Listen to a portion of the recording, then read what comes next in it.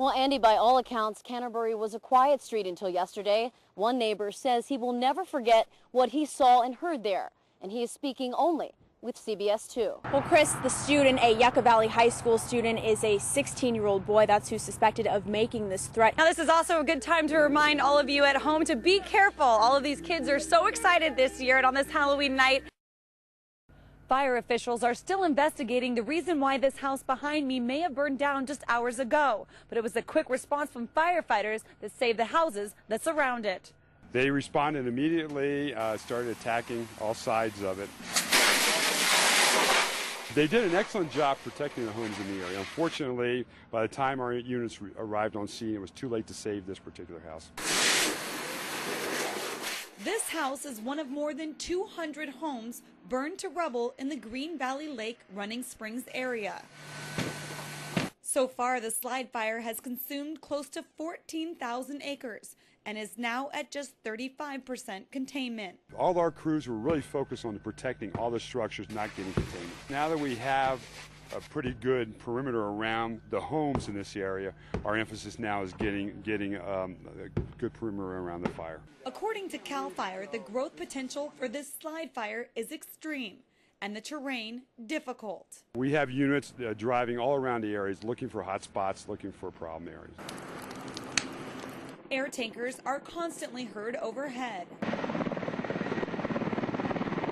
as bulldozers and firefighters work the grounds. As you know, the first couple of days of the fires we were dealing with the Santa Ana winds. Today, some good news. The temperatures were cooler and raindrops lightly fell. But unfortunately, this change of weather cannot change the damage that has already been done.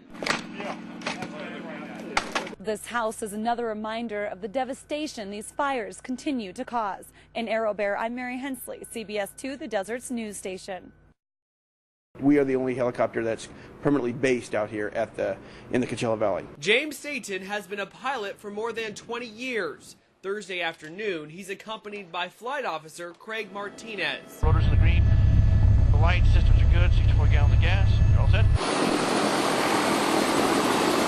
Satan and Martinez play a crucial role after a major accident, when seconds matter. We're the fastest way to get someone to the hospital in the valley. But on this day, while flying above the Coachella Valley, Possible drunk driver driving a silver Frontier northbound on Washington Avenue 47. I know exactly where he is. Let's go find him. Our cameras capture officers at the AM/PM gas station in La Quinta. This time, air support isn't needed. The suspect doesn't flee the scene. Everything is okay. The CHP helicopter is also used during raids, just in case the suspects try to get away. A lot of times if the ground units lose someone who they're chasing, a lot of times we still have them in view. We can tell those officers where that person is and put them right on the spot. Search and rescue teams also rely on the eyes in the sky while searching for missing hikers. I just want to make sure everybody's safe.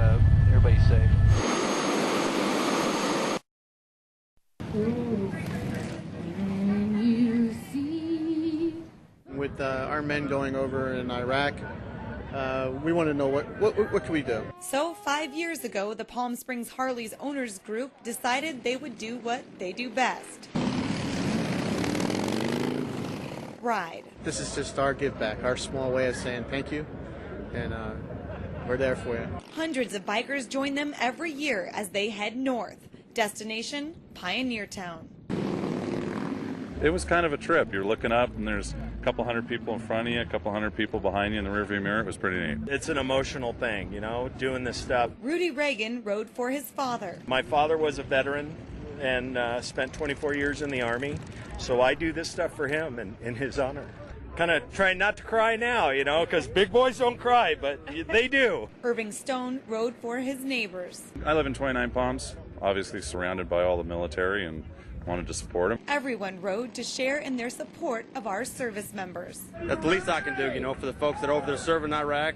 The bikes are in and everybody's safe. Now, it's time to celebrate. We like to have fun. Everybody here is smiling. Run for the Troops, a ride that continues to give. No matter what our political views are on the war, at least be behind our troops. They're just people like you and me. Another successful event in support of the troops, and everyone we spoke with said they'd be back again next year. In Pioneer Town, I'm Mary Hensley, CBS 2, the Desert's news station.